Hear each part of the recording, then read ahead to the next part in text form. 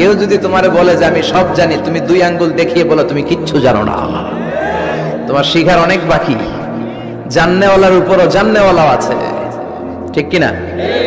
এজন্য আমরা যেন বিনয়ী হই। বিনয়, হাম্বলনেস, আরবিতে বলে তাওয়াদু, এটা খুবই জরুরি। এগুলো আমাদের মধ্যে এখন নাই। আমাদের মধ্যে ইগো প্রবলেম আছে না নাই? অহংকার, জেলাসি, অ্যারোগ্যান্স, এগুলো থেকে সম্মানিত ভাইয়ের আমাদেরকে বেরিয়ে আসতে হবে। দেখবেন সমাজে যারা খুবই হাম্বল, বিনয়ী, তাদেরকে সবাই পছন্দ করে না? আর অহংকারীদের কেউ পছন্দ করে না। সামনে সালাম দেয়, পিছনে গালি দেয়।